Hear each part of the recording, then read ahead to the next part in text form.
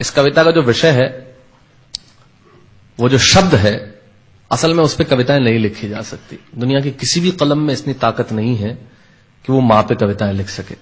मैं तो बहुत छोटा कलमकार हूं, मैं मां पे क्या कविताएं लिखूंगा। मैंने एक कविता सिर्फ ये लिखी है कि जब मां हमारे पास होती है तब शायद उसके होने का एहसास नहीं होता। जब मां नहीं होती तब जिंदगी क्या होती है, बस मैं ये कहना चाहता हूं। तब आप सुने उस कविता को। एक बहुत छोटी सी कहानी उस कविता के शुरू में कहता हूं। एक जंगल में एक संगीतकार मृदंग बजाता था। मृदंग ढोलक की तरह एक वाद्य को कहते हैं।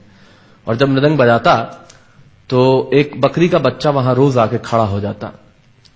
एक दिन ये कैमरे जो भी हैं बंद कर दें प्लीज, फॉर गॉड सेक। बकरी का बच्चा वहां खड़ा हो जाता आके, तो मृदंग जो बजाता था संगीतकार, उसने उस मेमने से एक दिन पूछ लिया कि यार तुझे क्या मेरा सुर, मेरी ताल, मेरी लय बहुत अच्छी लगती है जो तू रोज यहां चला आता है। वो बोला मैं नहीं जानता कि आप क्या बजाते हैं, न मुझे सुर की समझ, न ताल की समझ, न लय की समझ। मैं तो बस इतना जानता हूं कि इस ढोलक पे, इस मृदंग पे जो चमड़ा मढ़ा है वो मेरे मां के बदन से आया है। क्या बात है, बहुत अच्छे, वाह। जब उस पे थाप पड़ती है मैं आके खड़ा हो जाता हूं। बहुत अच्छे, वाह। मेरी कविता मां के न रहने पे भीतर से पड़ी हुई थाप की कविता है, तब सुनाना चाहता हूं। इस कविता में अगर आपके आंसू बाहर की दुनिया की यात्रा करना चाहे तो रोकिएगा मत। अगर आपको ठीक लगे, जैसा कहता हूं जब मां नहीं होती तब जिंदगी क्या होती है। एक मुनव्वर राणा साहब का शेर उधार लेता हूं कि किसी के हिस्से में मकान आया, किसी के हिस्से में दुकान आई, मैं सबसे छोटा था, मेरे हिस्से में मां आई। क्या बात है, वाह वाह, बहुत अच्छा। तब कहता हूं कि कल जब उठकर काम पर जा रहा था तो अचानक लगा कि कोई रोक लेगा मुझे। कल जब उठकर काम पर जा रहा था तो अचानक लगा कि कोई रोक लेगा मुझे और कहेगा खड़ा खड़ा दूध मत पी, हजम नहीं होगा। मुझे लगा कोई कहेगा खड़ा खड़ा दूध मत पी, हजम नहीं होगा। 2 घड़ी सांस ले ले, अरे इतनी ठंड और कोट भूल गया, इसे भी अपने पास ले ले। मन में सोचा मां रसोई से बोली होंगी जिसके हाथों में सना आटा होगा। अगली पंक्ति के खालीपन से जुड़े और जुड़े तो मुझे बताएं। मन में सोचा मां रसोई से बोली होंगी जिसके हाथों में सना आटा होगा, और पलट के देखा तो क्या मालूम था कि वहां सिर्फ सन्नाटा होगा। पलट के देखा तो क्या मालूम था कि वहां सिर्फ सन्नाटा होगा। अरे अब हवाएं ही तो बात करती हैं मुझसे। जब कोई नहीं होता तब अंतरिक्ष बात करता है, निर्वात बात करता है, वैक्यूम बात करता है। तब कहता हूं अरे अब हवाएं ही तो बात करती है मुझसे। लगता है जब जाऊंगा किसी खास काम से तो कोई कहेगा दही शक्कर खा ले बेटा, अच्छा शगुन होता है। कोई कहेगा गुड़ खा ले बेटा, अच्छा शगुन होता है। पर मन इसी बात के लिए तो रोता है कि सब कुछ है मां, सब कुछ, जिस आजादी के लिए तुझसे मैं सारी उम्र लड़ता रहा। आपने अपने बचपन में देखा होगा, माए हमें टोकती है, यहां मत जा, वहां मत जा, ये मत कर, वो मत कर। तब हम आजाद होना चाहते हैं, और आजादी की कीमत कितनी बड़ी देनी पड़ती है। अगर कम शब्दों में मैंने ठीक बात कह दी हो तो इसका एहसास मुझे जरूर कराइएगा कि सब कुछ है मां, सब कुछ, जिस आजादी के लिए तुझसे मैं सारी उम्र लड़ता रहा वो सारी आजादी मेरे पास है। फिर भी न जाने क्यों दिल की हर धड़कन उदास है। कहता था ना तुझसे मैं वही करूंगा जो मेरे जी में आएगा, और आज मैं वही सब कुछ करता हूं जो मेरे जी में आता है। बात यह नहीं है कि मैं जो चाहूं कर लूं, मुझे कोई रोकने वाला नहीं है।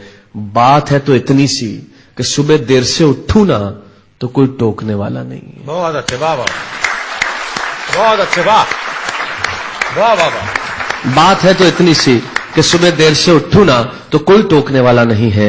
रात को देर से लौटूं तो कौन नाराज होगा भला, कौन कहेगा बार बार कि अब कहां चला। आप ही की जिंदगी के कुछ दृश्य चुराता हूं और आप ही को सौंपता हूं। रात को देर से लौटूं तो कौन नाराज होगा भला, कौन कहेगा बार बार कि अब कहां चला। दोस्तों के साथ घूमने पर उल्हाने कौन देगा, मेरे वो तमाम झूठे बहाने कौन देगा। सच कहा साहब, गम की चोटें जख्मों पे फौलाद से ज्यादा क्या होगी, और मां की दौलत दुनिया में औलाद से ज्यादा क्या होगी। तब कहना चाहता हूं कि रात को देर से लौटूं तो कौन नाराज होगा भला, कौन कहेगा बार बार कि अब कहां चला। दोस्तों के साथ घूमने पर उल्हाने कौन देगा, मेरे वो तमाम झूठे बहाने कौन देगा। कौन कहेगा कि इस उम्र में क्यों परेशान करता है। हाय राम, ये लड़का क्यों नहीं सुधरता है। पैसे कहां खर्च हो जाते हैं तेरे, क्यों नहीं बताता है। सारा दिन मुझे सताता है, रात को देर से आता है, खाना गर्म करने को जागती रहूं, खिलाने को तेरे पीछे भागती रहूं, बहाती रहूं आंसू तेरे लिए, कभी कुछ सोचा है मेरे लिए।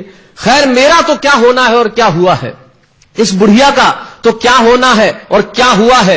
तू खुश रह लेना यही दुआ है, और आज तमाम खुशियां ही खुशियां। जीवन में जो सर्वश्रेष्ठ एक पंक्ति जो ईश्वर ने मुझे सौंपी वो मैं आपको सौंपता हूं। कहीं कोई कविता नहीं है, एक बहुत सामान्य सी बात जो बहुत सामान्य ढंग से मैं कह रहा हूं। लेकिन गेट सेट गो जो मैंने किताब लिखी, शायद हिंदुस्तान की पिछले 3 सालों में सबसे ज्यादा बिकने वाली किताब वो रही, 14 भाषाओं में उसका अनुवाद हुआ। वाह में मैं रोज टीवी पे बोलता हूं, मेरे लाखों लफ्ज कुर्बान करता हूं सिर्फ उस एक पंक्ति पे जो ईश्वर ने मुझे सौंपी, और कहीं कोई कविता नहीं है, आप ही का भाव आपकी उठा को सौंपता हूं और देता हूं, और जिस विश्वास के साथ मैंने लिखा उस विश्वास के साथ आपको देता हूं कि मेरा तो क्या होना है और क्या हुआ है, इस बुढ़िया का तो क्या होना है और क्या हुआ है, तू खुश रह लेना यही दुआ है। और आज तमाम खुशियां ही खुशियां, गम ये नहीं है कि कोई ये सब खुशियां बांटने वाला होता, पर कोई तो होता जो गलतियों पे डांटने वाला होता। बहुत अच्छे, वाह वाह वाह वाह, बहुत अच्छे, वाह।